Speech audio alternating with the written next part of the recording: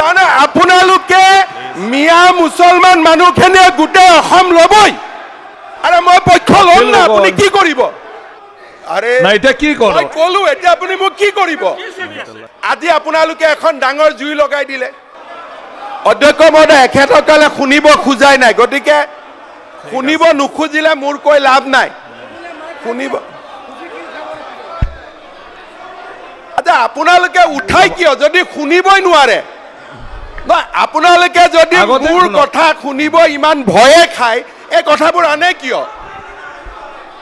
কিয় আৰে মানুহ ইমান ভয়াতুৰ হ'ব নালাগে নহয় আচ্ছা এতিয়া আজি আপোনালোকে এখন ডাঙৰ জুই লগাই দিলে আচ্ছা আজি আপোনালোকে ইয়াত বহি অখিল গগৈ ডাঙৰে আৰে প্লিজ মই ক'লো আপুনি যি কৰে কৰক হাউচত কি কৰিব আৰে মই ক'লো আপুনি মোক মুখ্যমন্ত্ৰী ডাঙৰীয়াই কৈ আছে অলপ শুনক কাৰ পৰা শুনিব আপুনি এতিয়া মুখ্যমন্ত্ৰী ডাঙৰীয়াই কৈ আছে অখিল গগৈ ডাঙৰীয়া মই যি বাহিৰত কৈছো এটা হাউচত মোক যি কৰে কৰক ৰ'ব আজি আৰে মই ক'লো কি কৰিব এতিয়া আপোনালোকে মোক কি কৰিব এতিয়া মই ক'লো এটা আপোনালোকে কওঁতেতো মই বাধা দিয়া নাই আরে অখিল গগৈ ডাঙৰীয়া না অখিল গগৈ আপোনাক তো উত্তৰ লাগে ন এ 2009 চনত শুনক চন উত্তৰটো চাই আহিছো বাদ দিয়ক আপোনাৰ তো উপায় নাই আপুনি শুনিবই লাগিব কি কৰিব আপুনি মোক ক'ব দিছে হাউচত মই কাক মাতি আনিম নহয় মুখ্যমন্ত্ৰী ডাঙৰীয়াই কৈ আছে যে মই কাক মাতি আনিম আপোনাৰ কথাটো উত্তৰ দিবলৈ মই যদি উত্তৰ নিদিও কোনে উত্তৰ দিব এতিয়া আপোনালোকক আৰে মই আৰে হে ভগৱান আৰে না এটা কি কৰ মই ক'লো এতিয়া আপুনি মোক কি কৰিব এক মিনিট নাই মই আৰে টিভিত চাই আছে নহয় মানুহে আৰু মুকু চাই আছে গতিকে মানুহে গম পাব কোন কাৰ ফালে গতিকে লাইভ টেলিকাষ্ট হৈ আছে ময়ো এনজয় কৰি আছো মোৰ কোনো আপত্তি নাই প্লিজ সাইলেন্ট প্লিজ টিভিত অসমৰ মানুহে চাই আছে মই মোৰ আদৰ্শত আছো গতিকে মানুহে মোক ভাল পাব গতিকে ইয়াত কৰিলে কৈ থাকক একদম প্লিজ আপুনি হৈ থাকক কৈ থাকক মই শুনি আছো প্লিজ আৰে কবলৈ দিয়কচোন মাননীয় কোনে ক'ব এতিয়া কথাটো ইয়াতে এক মিনিট মাইনৰিটিৰ ভোটৰ কাৰণে যিমান কম্পিটিশ্যন কৰে কৰি থাকক মইতো তাত নাই আচ্ছা অধ্যক্ষ মহোদয় আজি আপোনালোকে এটা ডাঙৰ কথা ক'লে আজি চক জানি বা নাজানি আমাৰ জনিয়া সমষ্টিৰ বিধায়ক আৰু বিৰোধী দলৰ দলপতি গৰাকী এটা আজি ডাঙৰ কথা ক'লে আৰু আপুনি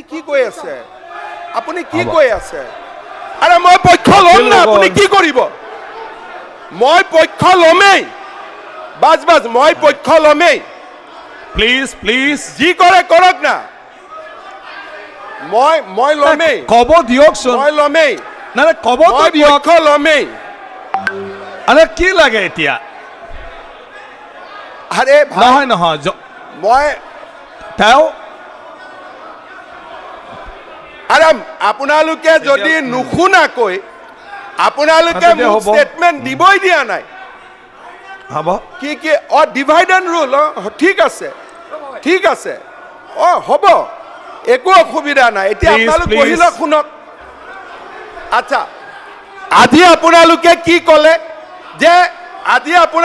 কি ক'লে এটা ডাঙৰ কথা ৰফিকুল চাহাবে ক'লে আৰু দেৱব্ৰত শইকীয়াই ক'লে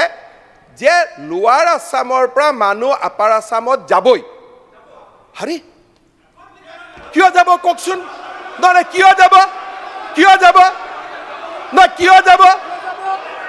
কিয় যাব আপোনালোকে কওক তাৰমানে আপোনালোকে গোটেই অসমখন ল'বই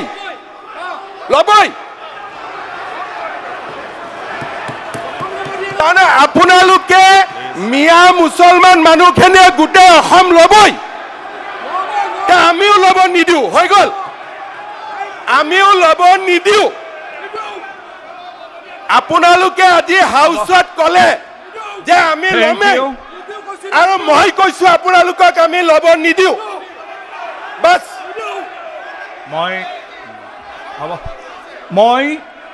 এতিয়া যি বিষয়ত সভাস্থগিত প্ৰস্তাৱ দিছে গোটেইখিনি চাইছোঁ আৰু সেইখিনি বিষয় অন্যান্য শিতানতো আলোচনা কৰিব পাৰে তাৰ কাৰণে সভাস্থগিত কৰাৰ প্ৰয়োজন নাই তাৰ কাৰণে মই সভাস্থগিত প্ৰস্তাৱ চাৰিখনৰ জাননী অগ্ৰাহ্য কৰা হ'ল এতিয়া অধ্যক্ষ মহোদয়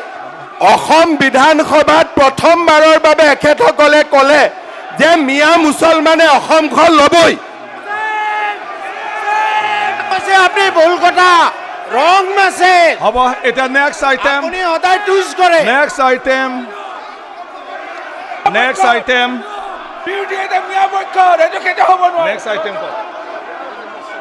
অধ্যক্ষ মহোদয় এই কথাটো বিকৃত কৰা হৈছে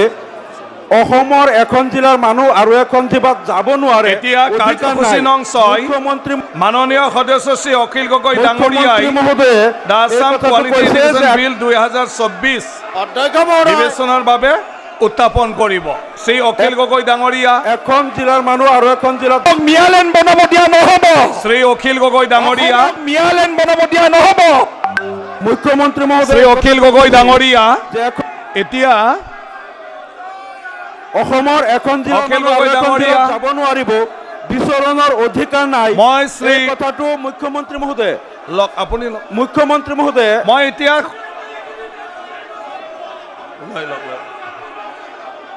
এখন জিলাৰ মানুহ আৰু এখন জিলাত যাব নোৱাৰিব মনোৰঞ্জন তালুকদাৰ মুখ্যমন্ত্ৰী মহোদয়ে যে কৈছে নামনিৰ মানুহ উজনিত যাব নোৱাৰে অসমৰ মানুহ অসমত যাব নোৱাৰিব অসমৰ এটা প্ৰান্তৰ মানুহ আনটো প্ৰান্তত যাব নোৱাৰিব মুখ্যমন্ত্ৰী মহোদয়ে এইটো কেনেকুৱা দায়িত্বশীল মন্তব্য কৰিছে অসমৰ এখন জিলাৰ মানুহ আৰু এখন জিলাত যাব নোৱাৰিব নামনিৰ মানুহ উজনিত যাব নোৱাৰিব বৰাক উপত্যকা The House adjourned for 10 minutes.